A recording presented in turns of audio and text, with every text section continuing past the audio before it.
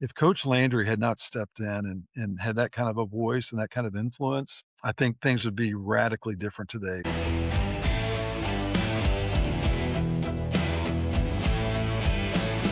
One degree of separation. The lines all cross, the stories align. One degree of separation. Who's the next? You'll know in time. Welcome back to One Degree of Separation, the podcast that proves how closely connected the world truly is, one conversation at a time.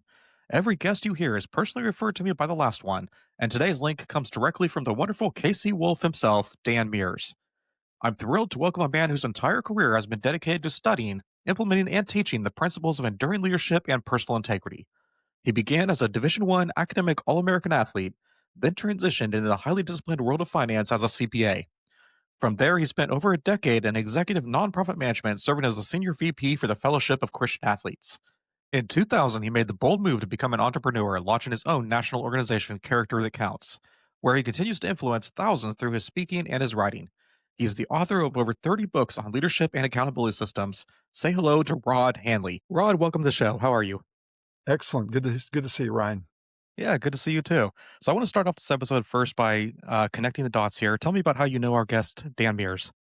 Wow, Dan and I have done life together since we both moved to Kansas City in 1989. We both were single, both new professions, new jobs, new city, new everything. And I was working for the Fellowship of Christian Athletes, and Dan had a history with that organization. So he wandered in to the building, which was across the street from Arrowhead Stadium, and we hit it off. And we've been doing life together for 36 years since. Wow. So you guys have known each other for a very long time then. Um, you know, Yes. you you started out in your field back in college, right? Or were you doing something different back then? I was just kind of just getting my degree and actually got a job with a national accounting firm named Ernst and Winnie. Worked with them in Seattle. Became involved with FCA in the early '80s. I was as a former athlete. I had a lot of interest in just using my own experiences as a all the way from an All-American to a bench warmer. I mean, I had the gamut of sports experience. I felt like a lot of people could identify and relate to my story at some level. And and then I actually came to Kansas City to work for FCA. They were in need of somebody who had some financial skills, a background, and accounting work. And so I came here to do that. Boy, has my job changed ever since then. So it's much different than what I started off doing. Now you mentioned being an athlete back in college. What sports did you play? Football in college, but in high school it was football, basketball, and track. Okay. So what made you decide to get away from basketball and track after high school? I wasn't fast enough, couldn't jump up high enough, all those kind of things. Football was a great equalizer, in terms of some of the skills that you need for those other sports. So yeah, football became my go-to. Looking back, I wish I'd have stuck with golf. That would have been a much better profession because I'm paying the price for some of those injuries. Yeah. Now what position do you play? I was a wide receiver in Okay. college. Yep, sure was. Very nice. So now from your football experience in college, what specific traits did you learn that you find valuable in your management career now? Oh, I think one of the things that big time was just discipline and work ethic. That those are things that I learned on the football field and was very transferable to what I do today. I mean, if you want to be successful, you've got to have some sense of discipline and some responsibility and just a need to follow through with what you've committed to doing. And football forced you to do that. I mean, I wanted to play on Saturdays, and so I put in a lot of work to make sure that I was on the field and not just cheering from the sideline. While you were in college, you earned your CPA. What did you plan to do with that originally? Well, I was just gifted in numbers. That was always something that was really easy for me to do. And, the job I had as a CPA was a lot of interaction with people, and I love interacting with people as well. So I was what you call one of those auditors, and so I just verify facts, make sure the numbers crunch together, and it was a good combination for me. It got me, it got me on oil tankers. One of the kind of most exciting ones is I actually was a scorekeeper for the 1984 Olympic Games. They hired our firm to validate that the results were right. So I actually physically ran race results from the finish line at the track and field events all the way up the stairway at LA Coliseum, and I handed them to O.J. Simpson, who would hand them to Al Michaels, and he would say these famous words. And now I have the official results of the 100-meter yard dash, given to me by Rod Handley. No, of course, he didn't say that part, but I mean, I was the one that handed them the results. And but this is back when computers were just not even on the radar. I mean, literally, there was a little typewriter down there, kind of a jet typewriter, and they would physically hand me these results, and I would race them up the stairs. Just shows you how far we've come with technology since 1984. Yeah, absolutely. How did you get selected to do that work at the Olympics? Well, that's quite a story too.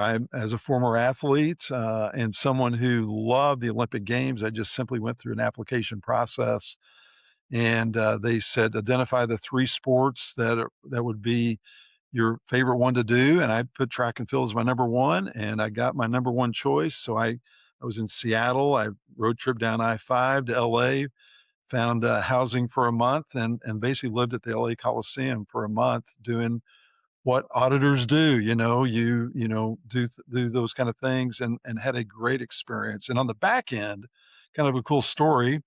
Peter Uberoth, who was the overseer of the Olympic Games, presented myself and the other scorekeepers with an Olympic gold medal that we got on the Olympic stand right there in the Coliseum. So I still have it. It's a treasured thing. I think mine's fake gold, not real gold, but it sure serves as a good illustration, good purpose. So I'm sure nobody can tell the difference. that's it's hard to, because it has those three Greek words on the back side, which says Citius Altius Fortius, which means faster, higher, stronger. My gold medal has it on it, so I know that's what's on the back side of all their medals too.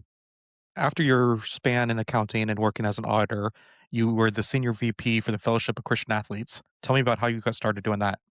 Well, it's kind of one of those bad news, good news stories. FCA went through a kind of a troubling time with a longtime employee who had embezzled money.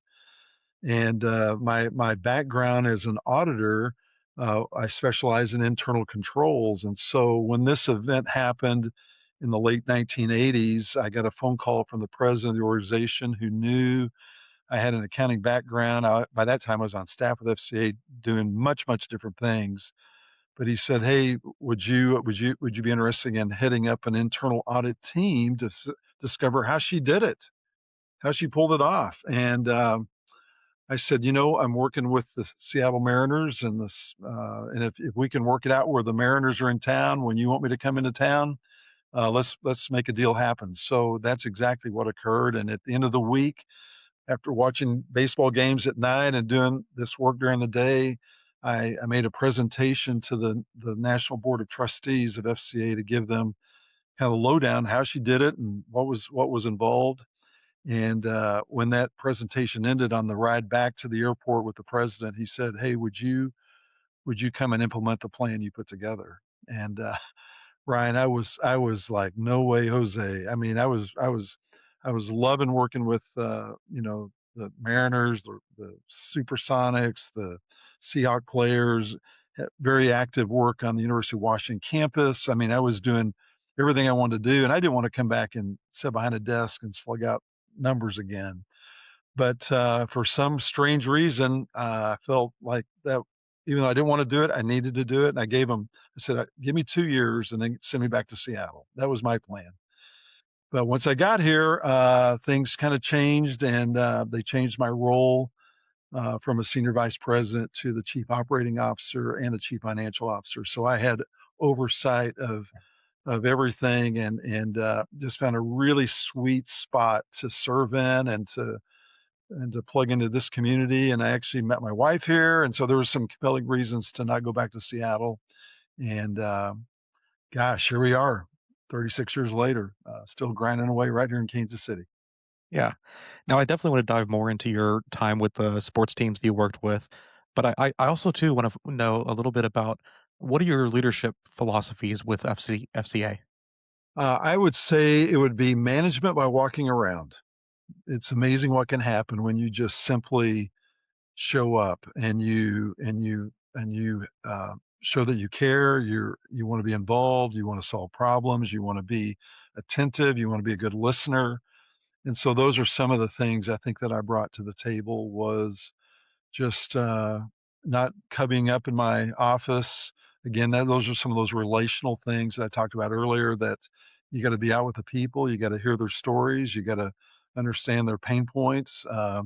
And try to bring some resolution and some answers to maybe questions they have. And so that's really the way that I led and had a great run with FCA. I was in that role almost 11 years before I launched what I do today. But yeah, those were really good years. And I look back and here I am. I'm a 29-year-old guy showing up trying to tell all these people in their mid 50s and 60s how to do their job. And but I'd learned again through some of the CPA work how to ask good questions, how to listen well, how to respond, how to try to be have some humility about that and not get too out of control. So that was what I did.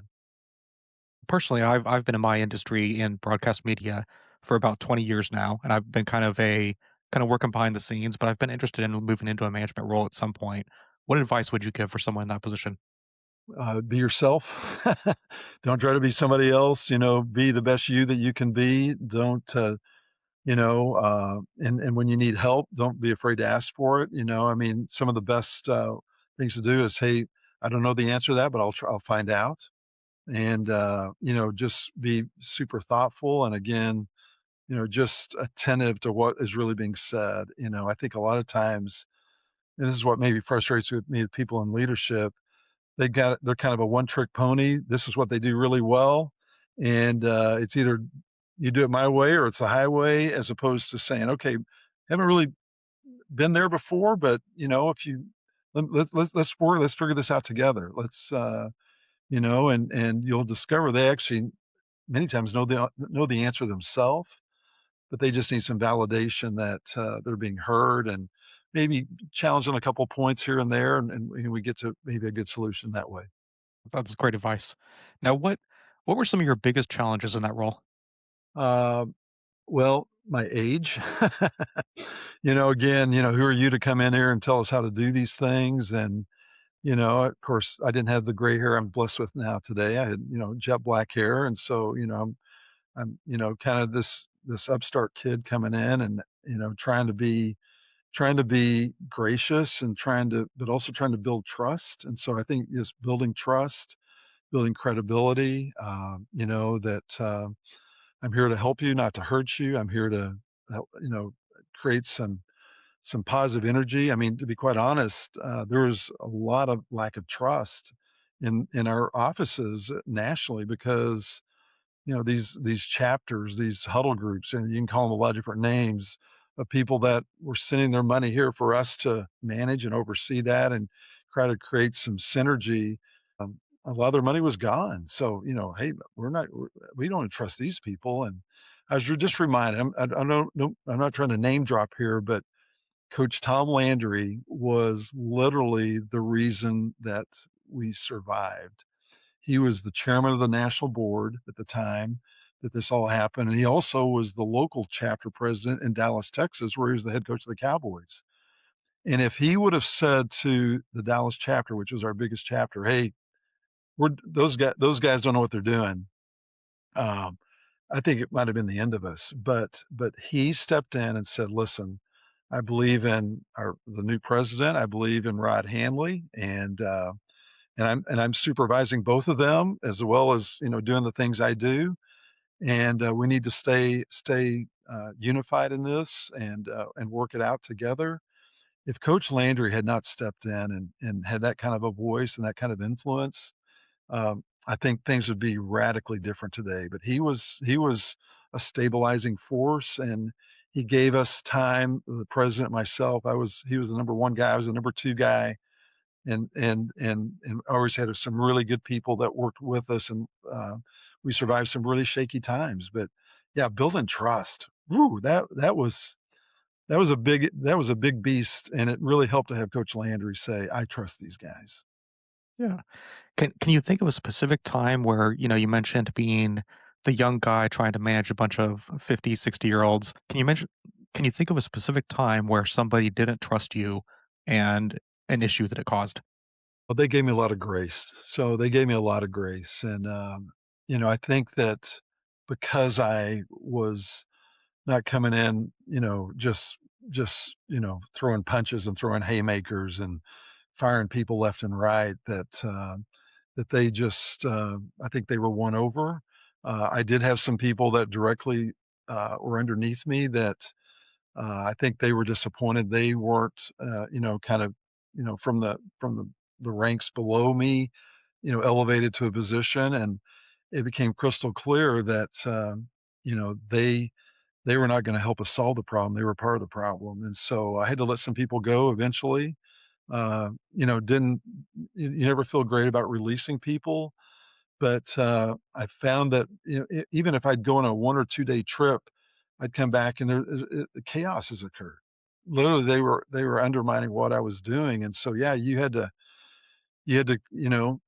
hold people accountable, and of course that became a calling card. You're probably some of your questions going to lead to this, but accountability became a big word in my life, and a lot of it was because I was trying to hold people accountable, and I was also trying to hold myself accountable. So so that was those are some crazy times, Ryan. But God got us through it, and it was a blessing when we finally saw that the results we're looking for were beginning to occur.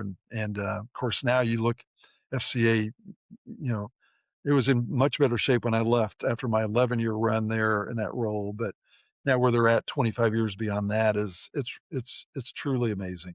Truly amazing. Yeah, they'd say that every challenge you get just makes you stronger. Oh Uh, yeah.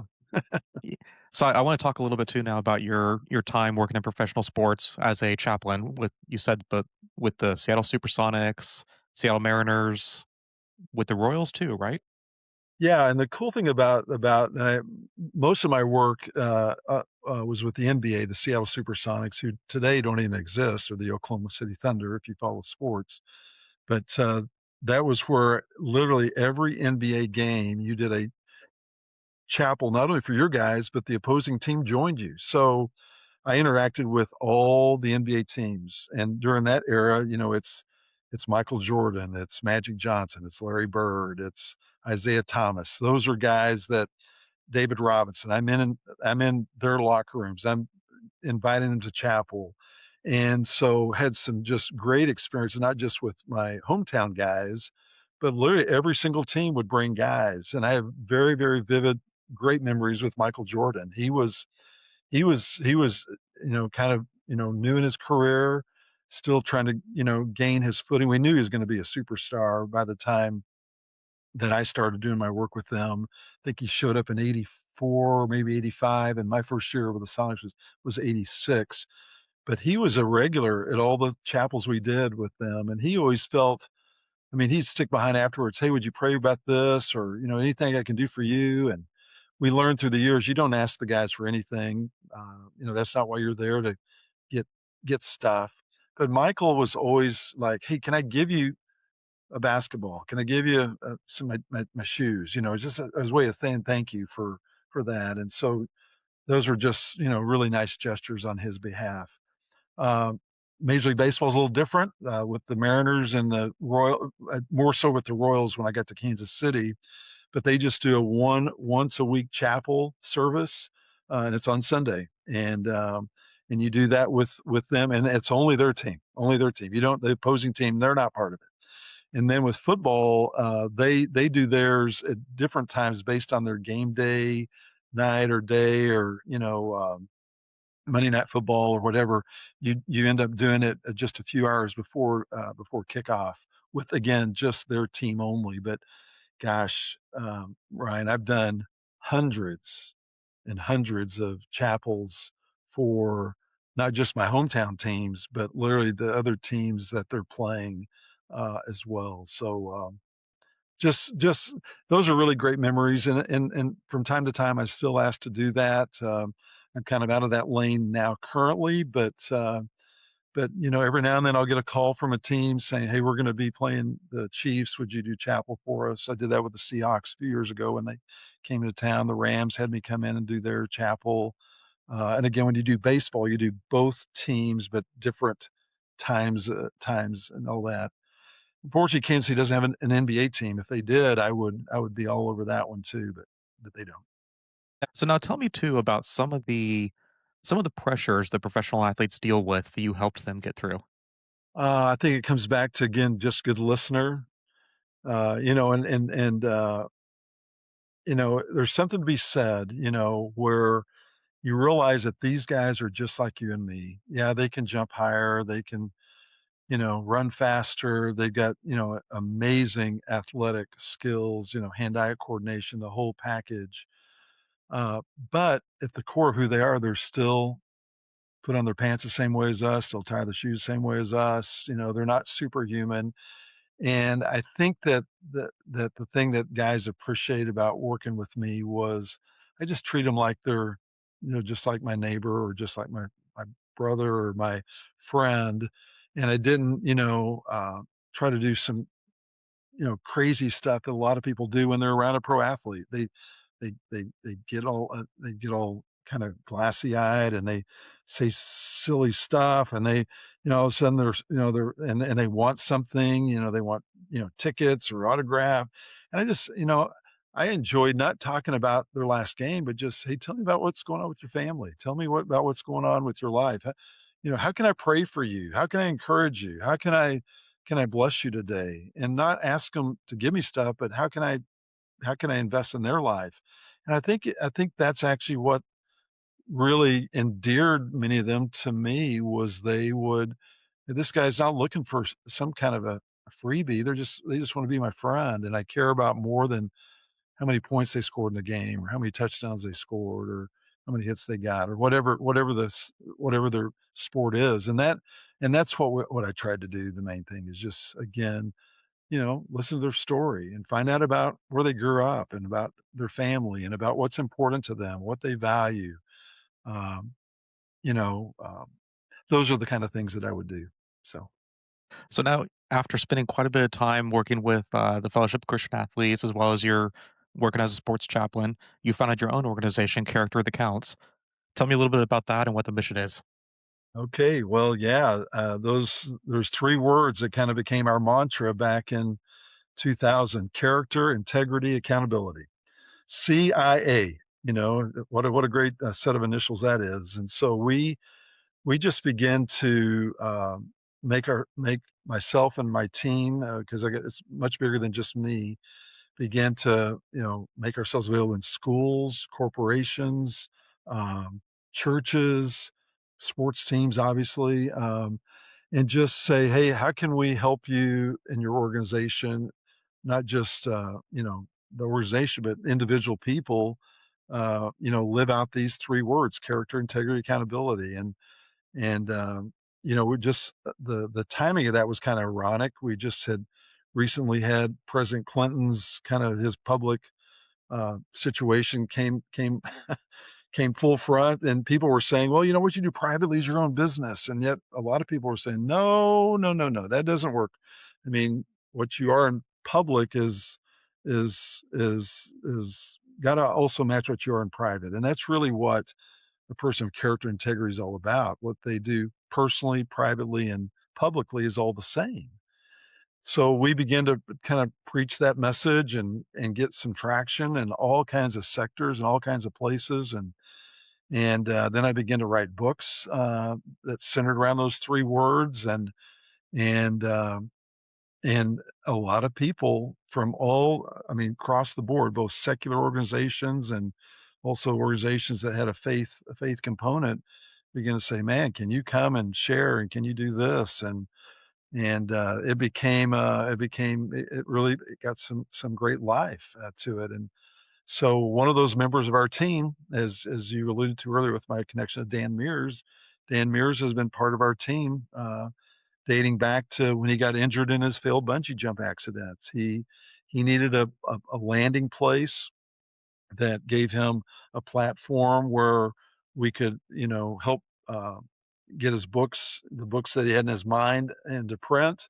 And because I had a little bit of experience in doing that piece, and all of a sudden he's now speaking and sharing his story in all those same venues, and with a message of hope and inspiration and joy in the midst of, and obviously a terrible, terrible situation that he found himself in the middle of. And it's guys like Dan who have stories and things to share, that all of a sudden you're going, this is working. This is really working. So yeah, pretty special stuff. Yeah, I definitely had a lot of fun talking with Dan. He definitely has an incredible story about being KC Wolf and all the great things that came with that and the troubles too. So it was a lot of fun talking to him. Oh, yeah. So now you've written over 30 books. Tell me Actually, can I correct that? It's yeah. actually over 40 now, because I Oh, okay. actually wrote, get this, I need to probably update my website, but I wrote I don't know if you see that, a 9-volume series. So when you add 9 to whatever number, it pushes you up. But I wrote 9 books in 18 months, and it just finished up a few months ago. And so that really pushed me over the top. But it's yeah, that was a crazy project. Really fun though. Really fun. So describe the moment when before writing your very first book that you went, I've got to start getting my ideas down on paper. Well, I was in a very unlikely candidate, to be quite honest. My worst subject in school was English. I could not figure out where those silly commas went. And so I remember writing, even when I was in my auditor days, oh, here it looks like we haven't used a comma in a while. We'll use one here. I mean, I had no clue. I must have missed a couple of weeks of school or something. I don't know. Never figured that out. But and then here's the crazy thing. I never, ever, ever imagined myself being a public speaker. Those two things, writing and speaking, were like, there's no way, Jose. But when I got to FCA and began to do this chapel work and begin to, feel like, I had something to share, and people are, affirming, boy, I love when you told this story. And so when I got to Kansas City, of course, in my role, because I was an executive there, they said, "Man, would you come and talk to this group or whatever?" And I'd talk, and or I'd say, "What do you mean to talk on?" They say, "Well, what's important to you?" Well, even before I started Character That Counts, accountability was that kind of that buzzword. So I said, "Let me tell you about my accountability group." And Dan Meers was actually one of those guys in my group. And every single time I finished speaking on that subject, people would just come to the stage and say, "Hey, do you got any book on that accountability stuff?" I'm like, "No, go check the book. Go to the bookstore." And then I actually checked the bookstore and found out there was nothing on it. So when I felt like, Rod, you have a book that people are asking for, and there's nothing else like it. Yes, you're not very good at this. Yes, you're not. This isn't what you ever imagined you'd do, but just trust me that this is going to have great value on the back end. So I started writing, and one of the first things I did is I got myself around a team of editors, a team of people that could, make me look a lot better than I was. And I went back to a resource in my Seattle days who was great at titling books, and I said, "Man, here's what I want to do. I need a really good book title." And I need some that'll just really because I knew it. People judge a book by its cover. The title has a lot to say. And he came back with about 20 ideas, and this is the one that he ended up using, called Character Counts. Who's counting yours? And man, there's something about that title that just captured people. Character Counts. Who's counting yours? And it worked. And so I wrote that first book, and that gave me a lot of momentum. People can say, "Hey, what else are you going to write on?" And so FCA had some projects going on, and they said, "Why don't you take all these character words that you've been, you know, practicing, and put them into book form, So I started writing books for FCA, kind of just as a kind of helping them out with some curriculum needs. And all of a sudden I found out, man, there's a lot of character words out there. And so it was about that time in the late 90s, because I was trying to double dip. I was trying to do my FCA job and yet do this character integrity and I just realized something's got to give. I am burning the candle at both ends, doing my FCA job during the day and doing this at night and weekends. So that's when I cut the strings with FCA and said, I'm gonna try to do this full time and write full time and speak full time. And 25 years, the rest is history. Yeah, I definitely know the struggle about, trying to work a full-time job and also doing something else on the side, because that's exactly what I'm doing with this podcast. I'm doing this podcast during the daytime, and then I'm working at a TV station at night. There you So I got go. that full-time job keeping me busy and trying to find time to do this as well. That's right. Yeah, So now and eventually you'll get to the point where can the one I love support the one that I needed to be doing full time. So, and that's what I mean. I loved the work with the athletes. I loved it, and I continue to do more work with them even through Character That Counts. But it's just different. And now I've got I have no regrets with that decision I made 25 years ago to move. So. yeah.